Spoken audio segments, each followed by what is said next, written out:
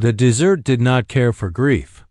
It spread itself out in endless horizons of rock and dust, a landscape so vast and indifferent that the heartaches of one small woman could hardly make a dent in its silence. Yet for Clara Mayfield, widow of 23, the desert was all she had left.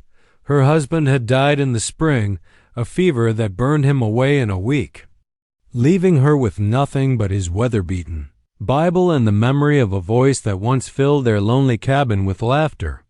They had married young, chasing the promise of fertile land and freedom in the Arizona frontier.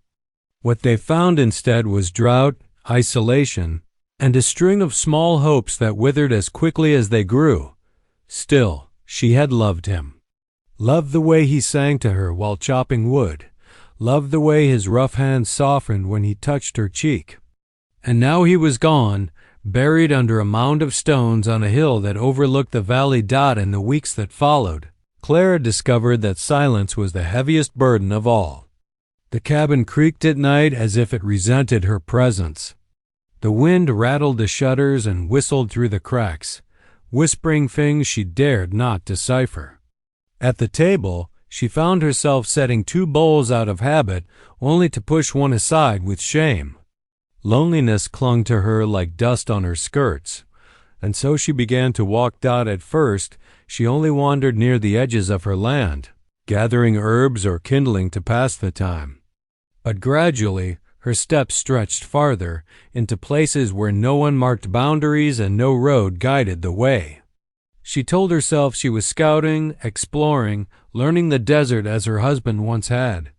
In truth, she was searching for company, for distraction, for anything that might ease the gnawing hollow in her chest. It was on one of these wanderings, when the sun hung like a molten coin in the sky and the horizon shimmered with heat, that she saw him. At first, he was a dark smudge against the endless light, a lone figure dismounted beside a twisted mesquite tree. His horse, a lean sorrel, bent its head to the meager shade, tugging at dry grass. Clara froze, instinct carrying her behind a ridge of red stone. She crouched low, her breath trapped in her throat. Every story she had ever heard rushed forward at once. Raids at dawn, arrows in the night, settlers cut down in their fields. Her husband had spoken of Apache warriors as shadowsmen who moved silently, struck swiftly, and vanished like smoke. To see one so near made her pulse pound in her ears. Yet as she watched, her fear tangled with something unexpected. The man stood tall, his shoulders broad beneath a shirt patched from years of wear. Long black hair, bound loosely, brushed his back. A rifle was slung across his shoulder, though his hands hung empty at his sides. He was not prowling or scouting. He simply stood, still as a carved figure, gazing across the desert as though searching for something that lay beyond sight. And then he turned his head, even at a distance. His eyes caught hers, dark, sharp, alive. Clara's stomach dropped. She should have fled, scrambled back down the ridge, run until her lungs tore from the effort. But she did not. Something in his gaze held her rooted. Not the threat she expected, not even curiosity alone, but a depth she recognized without words, loneliness. For a moment, neither moved. The desert itself seemed to hold its breath, the wind stilling, the hawks overhead circling in silence. Finally, Clara forced herself to rise. Slowly, cautiously, she stepped into the open. The Apache did not reach for his rifle. Instead, he inclined his head slightly, a gesture so deliberate it almost startled her. A warrior's acknowledgement. An invitation to approach or to leave. If she chose, her boots crunched softly on the dry earth as she took a few steps closer, her body taut with nerves. The sun painted her bonnet in pale light, and the calico dress that had once been her Sunday best now clung with sweat and dust. I didn't mean to intrude, she said, her voice smaller than she intended. He studied her, eyes narrowing slightly, though not in hostility. His reply, when it came, was in English rough, accented, but clear. "This is no one's land to intrude upon." The words caught her off guard. She had expected silence, or perhaps a curt dismissal. Instead, his tone carried a strange weight, as if he had spoken the truth 1,000 times before and never been believed. Clara nodded, clutching her arms across her chest. The wind tugged at her bonnet strings. "Still, I should probably go." "You could." His eyes searched hers, unreadable, like dark water hiding its depths. She didn't move. Instead, she found herself taking in the lines of his face, hard, weathered with a kind of strength carved by years of struggle. Yet beneath that strength, there was weariness, as if he bore not just his own burdens but those of countless others. They stood in silence, two strangers caught between fear and curiosity. Clara's heart thudded painfully. She thought of her empty cabin, of the silence that swallowed her each night. She thought of the way his gaze mirrored that silence. As though he too knew the weight of being left behind. At last, the warrior shifted. He turned to his horse, resting a hand briefly against its neck before swinging himself into the saddle with a practiced grace. He looked down at her once more, his expression unreadable but lingering. "You walk alone," he said simply. Clara opened her mouth, but no words came. She could only watch as he nudged his horse forward. The animal's hooves struck softly against the sand, carrying him toward the horizon until his figure blurred into the shimmer of heat. She stood there long after he had gone, her breath still unsteady. Relief should have washed over her. She had not been harmed, not even threatened. And yet, instead of relief, she felt something else stirring within her. A pull out, as if the emptiness she carried had suddenly been seen, mirrored in another soul. As if their meeting, brief though it was, had opened a door she hadn't known existed. Clara turned back toward her cabin as the sun dipped lower, shadows stretching across the land. Her steps felt heavier now, not from dread but from a restless certainty. She would see him again. And when she did, the course of her life would shift like sand under a desert wind, reshaping everything she thought she knew about loneliness and about belonging. The desert had a way of swallowing days without notice. For Clara, the week after her encounter with the Apache warrior passed in a haze of restless thoughts and sleepless nights. She told herself she had imagined the pull between them, that she had only been startled and lonely. Yet, every time she tried to busy her hands mending clothes, tending the small garden, sweeping the cabin, her mind betrayed her. Drifting back to the memory of dark eyes meeting hers beneath the mesquite tree, she tried to pray it away, to convince herself that such thoughts were dangerous. Her neighbors, scattered miles apart but always vigilant, would condemn her if they even suspected she had spoken to one of them. Her husband, God rest him, would have been horrified, and yet the image of that warrior lingered, not as a shadow of fear, but as a man who seemed to understand the emptiness inside her. On the 8th day, just as she had begun to scold herself for foolishness, he returned. It was late afternoon, the light softening into amber. Clara had been walking along a dry creek bed in search of yucca roots when she sensed movement above her on the ridge. She stiffened, heart hammering, until the figure emerged against the sky. He was astride the same sorrel horse, the rifle again across his back. She knew it was him before she even saw his face. The warrior guided his horse down the slope with easy control, stones clattering beneath the animal's hooves. Clara felt the sudden urge to run, but her legs betrayed her. She could only stand and wait, her hands tight around the basket she carried. When he reached the bottom of the ridge, he dismounted. His movements were quiet, efficient. He tied the horse loosely to a scrub bush, then turned to her. "You walk alone again," he said. It was not a question. Clara forced herself to breathe evenly. I suppose I do." His gaze traveled across the barren land, then back to her. "Alone is dangerous here." She swallowed. "Yes, but I've managed." A silence stretched between them, thick with unspoken things. He stepped closer, closing the space by only a few paces. She noticed how his shadow fell over hers, long and steady. Then he said it, the words that would lodge themselves in her chest like a stone tossed into deep water. You are alone. I am childless. Let us fix that together. Clara's breath caught. She blinked, certain she had misheard. But his face remained unflinching, serious as carved rock. Her cheeks flamed hot. That is not something you can just say. It is truth, he replied, his voice calm, matter of fact. I have no woman, no children. My people. He paused, the words faltering briefly, as though speaking them aloud carried weight. My people are fewer each season. I am left with no sons to follow me. Clara's heart twisted at the raw honesty in his tone. She clutched her basket tighter, struggling against the whirl of emotions. Outrage, shock, and beneath them, a flicker of something far more dangerous, temptation. You don't even know me, she whispered. I know enough. His eyes searched hers, steady, unwavering. You carry loss. I carry loss. Alone, it is only emptiness.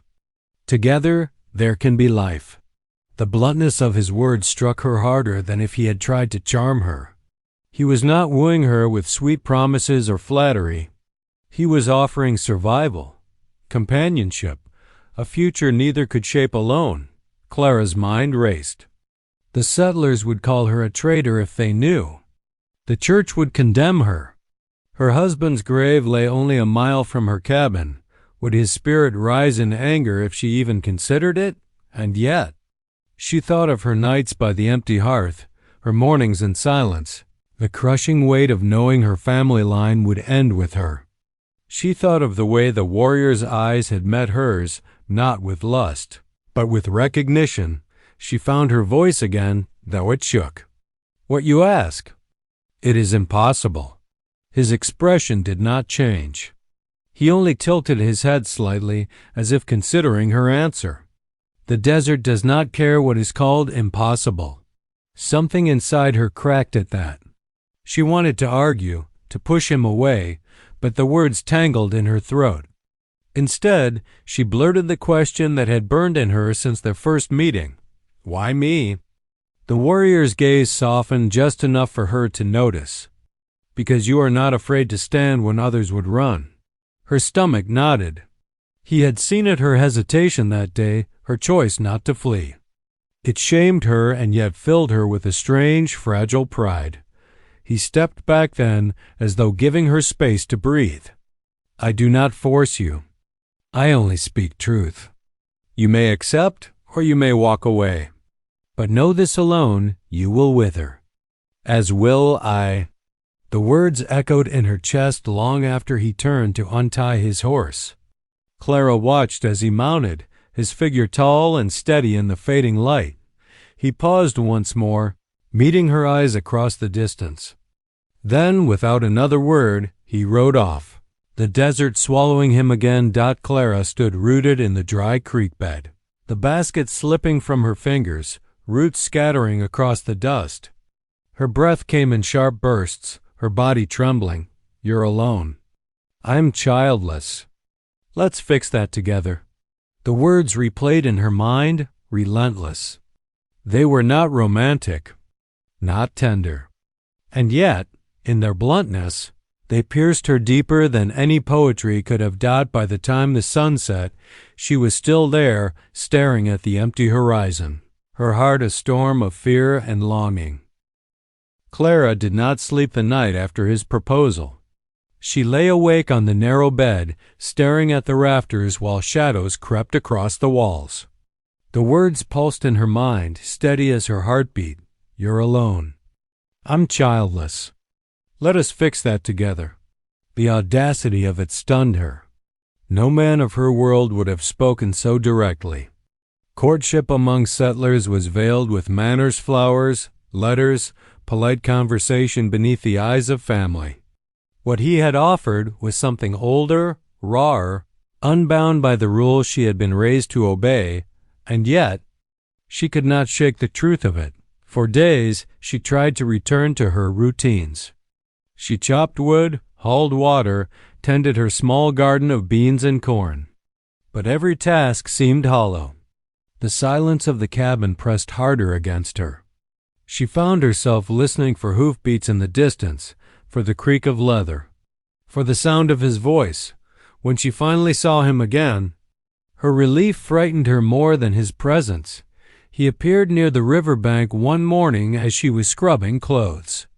His approach was quiet, respectful, yet her pulse still jumped. He carried no weapon in his hands this time. He crouched nearby, watching her work with an intensity that made her skin prickle. "You came back," she said before she could stop herself. "I said truth." "I do not take back truth." Clara looked down at the washboard, her hands moving automatically. "People would call this madness." "They are not here," he replied. That simple statement, spoken so firmly, unsettled her more than any argument could have. She realized then that the desert had given them a peculiar freedom. Out here, miles from towns and gossip, there was no one to enforce rules but themselves. But the world beyond was not blind. It was a week later when Clara's closest neighbor, Mrs. Hensley, rode up to her cabin. The woman's sharp eyes missed little, and she asked too many questions. Why Clara seemed distracted, why she walked so far from her homestead these days, why her cheeks flushed when spoken to. Clara answered with half-truths, but guilt gnawed at her. What would happen if anyone discovered she had been meeting an Apache warrior in secret? She already knew. Settlers whispered harshly of women who consorted with Indians. Some were cast out, others worse. To her neighbors, the Apaches were not men but enemies. And yet Clara knew that was a lie. She had seen his humanity in every word, every glance. The struggle tore at her loyalty to the world she had been raised in, and the quiet pull of something she could not deny. One evening, she found herself sitting across a small fire from him, hidden deep in a canyon where no settler would wander. He had brought dried venison. She had brought bread. They shared the meal in silence until she finally spoke. "They will never accept it." He looked at her steadily. "Do you need their acceptance?" Her hands tightened in her lap. "I thought I did. I still think. Maybe I do." "You live alone already," he said. "Their acceptance gives you nothing, my people. They would not accept you easily either. But I am still here." The weight of his words fell between them like a stone. Clara realized then that this was not a fantasy to him. It was not a passing thought. He had chosen her as deliberately as a man chooses his path through the desert. Still, the fear in her would not quiet. Their secret meetings continued through the weeks that followed. They spoke in fragments, each learning the cadence of the other's tongue. He told her of battles fought, of raids endured, of children buried too young. She told him of her childhood in Missouri, of her husband's laughter, of her longing for the child she never bore. Through each exchange, trust grew, but so did the risk. Once she nearly screamed when she heard horses passing near the canyon.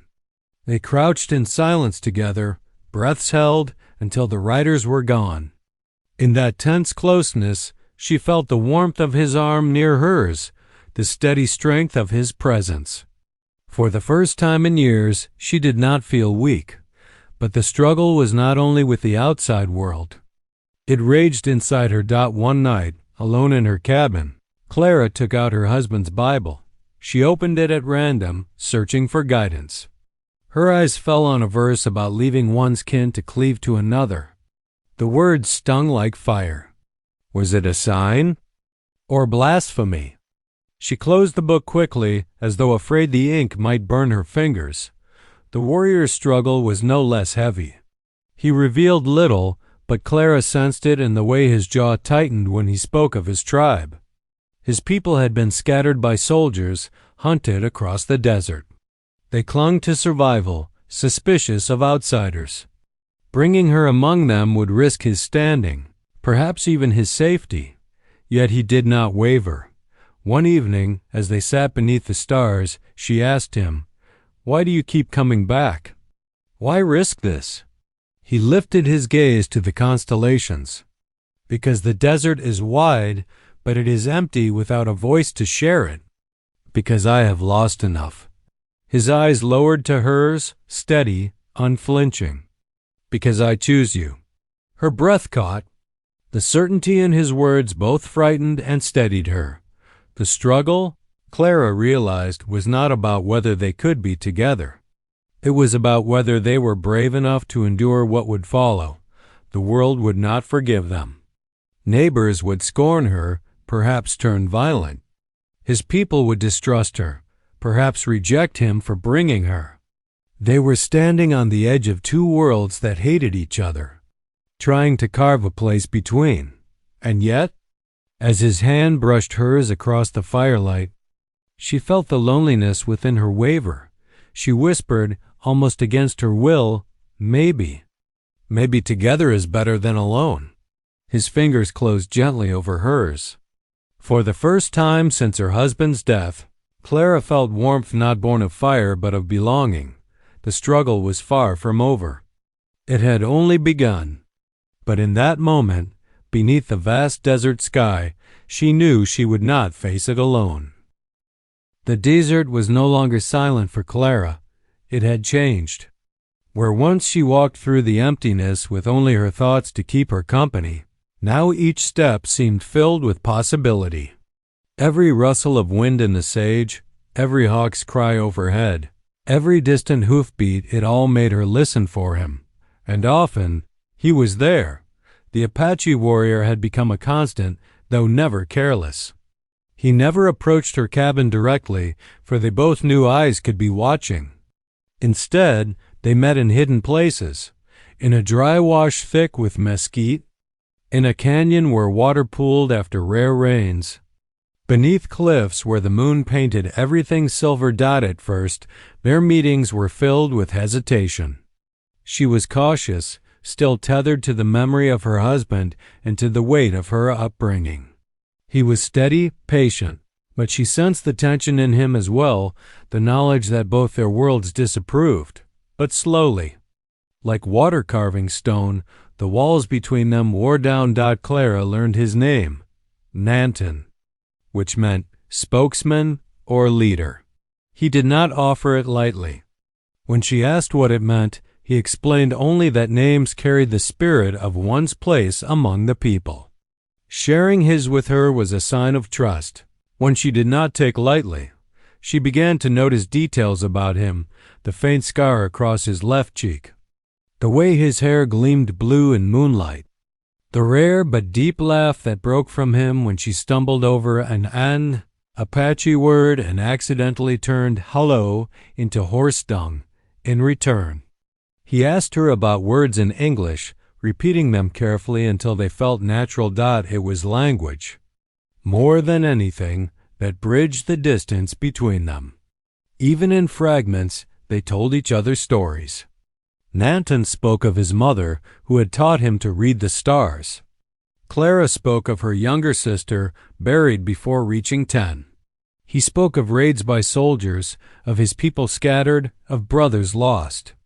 She spoke of the loneliness of her cabin, of her husband's quiet death, of the way silence could crush the breath from her chest. And in those confessions, a bond formed. It was tested quickly. One evening, Clara returned from a meeting to find hoof prints near her cabin, too many, too deep to belong to passing riders. Fear spiked in her chest. She knew what they meant. Soldiers had been nearby. The army patrolled often, seeking to stamp out any sign of Apache life. Had they seen her with Nanton? Had they followed her? She found Nanton the next day and told him in hushed urgency. He listened, his expression unreadable, then nodded. "You are watched. I will not come near the cabin." The finality of his words stung, though she knew he was right.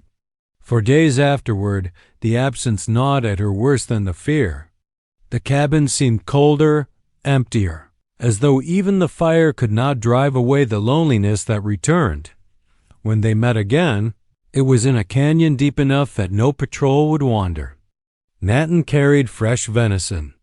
Clara brought bread and dried apples. They ate in silence until he reached for her hand. "You fear losing this," he said softly, his accent thick but the meaning clear. "I fear it too. But fear cannot guide us always." Clara stared at their joined hands, rough against soft, brown against pale. She thought of the risks, of the stares and the whispers and the possible violence. And yet she also thought of her nights in the cabin when he was gone, the silence pressing so heavy it seemed to crush her lungs. When she finally met his gaze, her voice was steady. "Then let's not let fear win." It was the first time she admitted openly that she chose him too. From that night, their bond deepened into something more than survival. They began to move like a unit. When she foraged, he sometimes walked beside her, showing her plants she had never dared touch: yucca root for soap, prickly pear pads for wounds, mescal for roasting. When he hunted, she sometimes followed, quiet as she could, learning to read the ground for tracks. He teased her gently when she stumbled, but always with a pride she could see in his eyes. Nights beneath the stars became lessons. He showed her the constellations his people followed, how the coyote chased the seven sisters, how the hunter's bow marked the seasons. In return, she told him the Bible stories her husband once read aloud, the parables she remembered. They laughed at the differences, marveled at the similarities. In time, laughter came easier. So did touch. A brush of his hand against her shoulder became a steadying habit. A clasp of her fingers in his became comfort, not shock. One evening, beneath the shelter of cliffs, his lips finally met hers, tentative at first. Then, with the sureness of a man who had waited long enough, Clara did not resist. She had resisted the silence long enough. The bond they forged was not without hardship. Both faced whispers from their worlds. One afternoon, when she rode into town for supplies, Clara overheard two men talking outside the mercantile. "Apache tracks not far from here," one said. "Wouldn't surprise me if they've got spies sniffing around the homesteads. Women especially need watching." Clara kept her head down, her heart pounding. Did they mean her? Did they suspect? Later that same week, Nanton told her his cousin had warned him. "Some do not trust you," he admitted. "They say white woman brings trouble." Clara felt the words like a knife. She wanted to ask if he trusted her, if he doubted her too. But the way he touched her face gently, brushing hair from her eyes, answered before she could ask. Still, the pressure of being between two worlds weighed on them. Every meeting carried risk. Every glance toward the horizon carried fear. But the bond between them grew heavier than the risk. And then, one late winter morning, Clara discovered she was with child. The realization came slowly, in missed cycles, in the heaviness of her body, in the sudden swell of hope and fear. She had prayed for a child once with her husband, and none came. Now, against all odds, life had taken root. When she told Nanton, his reaction startled her. For a moment, his stoic mask broke completely. His eyes widened, and then his mouth curved into something she had never seen before, a smile, so fierce and full that it cracked the weight he always carried. He pulled her into his arms, lifting her as though she weighed nothing, spinning her once beneath the desert sky. Clara laughed, breathless, her hands clinging to his shoulders. "I will have a son," he said, almost reverently. "Or a daughter. A child. Life where there was none." Clara felt her eyes burn with tears. For the first time, she understood fully this was not only about them. This was about legacy, about defying a world that tried to strip them of family, of future, of hope. From that moment, their bond was sealed by more than choice. It was sealed by new life. Together, they prepared quietly. Nanton taught her what plants ease sickness, what herbs steadied a mother in her months. She sewed small clothes from scraps of calico, fingers trembling with both joy and fear at night. As they lay side by side beneath the stars, Nanton placed a hand gently on her belly. "This one will carry both worlds," he murmured. "Yours and mine. Stronger than either alone." Clara closed her eyes, letting the words sink into her heart. The desert no longer felt empty. It felt full with risk, yes, but also with love, with laughter, with the fragile miracle of a bond that refused to break. The desert had changed for Clara, though to any stranger's eyes it looked the same as ever barren, endless, cruel in its beauty. But to her, the land no longer whispered only loneliness. It now carried voices, Nanton's voice steady and strong, and the soft heartbeat of the child she carried beneath her own. When her belly began to swell, the reality settled like dawn light creeping across the floor of her cabin. This child, their child, was living proof of what the world would not understand. It was more than flesh and blood. It was a bridge between two worlds that had spent generations at war. Clara felt both, joy and dread in equal measure. The nearer her time drew, the harder it became to keep the secret. She stitched clothes at night when no one could see, tiny shirts of calico, soft moccasins Nanton's people had traded. She fetched water at dawn to avoid neighbors' eyes. She learned which herbs eased her queasiness, which teas helped her sleep. But she also knew whispers traveled faster than wind. Mrs. Hensley, her sharp-eyed neighbor, had already visited once, asking pointed questions about why Clara's face seemed fuller, why she looked so well-fed for a widow alone. Clara had forced to laugh, offered excuses, and prayed the woman would not return. Nanton carried his own burden of secrecy. His people had not fully welcomed Clara. Some regarded her with suspicion, fearing she would bring soldiers to their camps. Others shook their heads at him, believing his choice a sign of weakness. Yet Nanton stood firm. When challenged, he answered simply, "This woman is mine. This child will carry my blood." His certainty was a shield, though Clara knew it came at a cost. Together, they endured. When the child finally came, it was during a stormy night in early summer. Lightning cracked across the sky, thunder rolled like drums, and rain pelted the roof of her cabin. Clara labored alone at first, clutching the edge of the bed, her breath ragged. But then Nanton appeared, drenched from the storm, his face carved with fierce determination. He stayed by her side through the long hours, steadying her, murmuring words in Apache and English alike, words that blurred but anchored her against the waves of pain. When the cry of new life finally split the air, Clara wept. Nanton lifted the infant gently, his strong hands trembling as though he feared the child might break. "A son," he whispered, voice thick. "Our son." Clara reached for the baby, tears streaming down her cheeks. The boy's skin was a perfect blend of both worlds, lighter than his father, darker than his mother, his tiny fists curling with stubborn strength. In him, Clara saw not division but union, living proof that love could defy borders, hatred, and fear.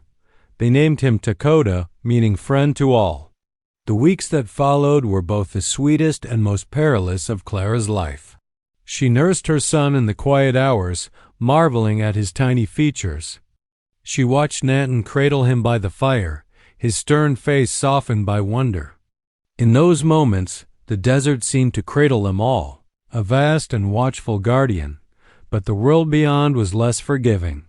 Word spread quickly that Clara had borne a child. Whispers reached her cabin before she ever set foot in town again. Some neighbors spoke with pity. "Poor girl. She's lost her senses."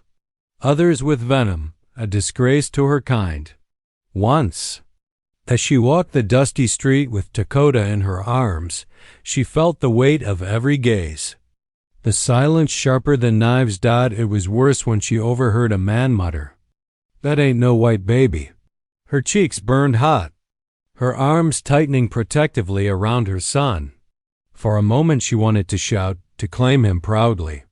But she held her tongue, knowing words would only fuel the fire. When she told Nathan of these moments, his jaw clenched. "Their hatred is not stronger than our child," he said. "He is life. They are emptiness." Still, Clara worried. She feared for Dakota's future, for how he would be treated by both worlds. Too white for one, too Apache for the other. Would he belong anywhere? It was Nathan who gave her the answer one night beneath the stars. He held their son in his arms, pointing to the constellations. "These are his people," he said, his voice soft but resolute. "The sky. The earth. The blood of both of us. He will belong where we stand with him. That is enough." Clara believed him. As Dakota grew, so did the bond between his parents. Their love deepened not only in passion but in resilience. They survived raids by soldiers, harsh winters, and the constant suspicion of others. Yet in every trial they stood side by side. Clara no longer felt like a fragile widow. She was a mother, a partner, a woman who had chosen her own path against the grain of the world. There were moments of joy, so bright they outshone the hardships. Clara teaching Dakota his first words, laughing when he mixed Apache and English into his own language. Nathan guiding the boy's small hands as he learned to notch an arrow. The three of them walking together along a canyon trail, the boy's laughter ringing through the cliffs like music. Their family became a quiet defiance, a legacy written not in ink or stone but in blood and love. Of course, danger never vanished. One autumn, soldiers rode near Clara's homestead. They questioned her sharply, asking if she had seen Indians in the area. Clara kept her face calm, her voice steady, lying with a skill she never knew she had. After they rode away, she collapsed into Nathan's arms. Trembling with relief, "That is the cost of us," she whispered. Nathan's reply was simple, "Then I will pay it." Years passed and Dakota grew strong. He inherited his father's dark eyes and his mother's steady determination. He was quick to laugh, quicker to learn, carrying within him the resilience of both his bloodlines. Clara watched him with awe, knowing he was their answer to the desert's silence, the proof that life could bloom even in the harshest places. The whispers never ceased entirely. Settlers muttered, Apache warriors eyed her warily. But Clara no longer cared. When she looked at her son, when she lay beside Nathan beneath the vast night sky, she knew she was no longer alone. Her legacy was not respectability in the eyes of others. It was Dakota. It was the bond she and Nathan Henton had forged against all odds, and perhaps in time, the world would see what she already knew, that love was stronger than hatred, and that in the joining of two lonely souls, a new future could be born. As Clara rocked her son one evening, the desert painted gold by the setting sun, she thought back to the first words Nathan had spoken to her, "You're alone. I'm childless. Let us fix that together." They had fixed it indeed, not just with a child, but with a bond that would ripple forward long after they were gone. In the hush of the desert, in the laughter of their boy, in the courage of their love, this was their legacy. And for the first time since she buried her husband on that windswept hill, Clara felt peace. She was not alone. She would never be alone again.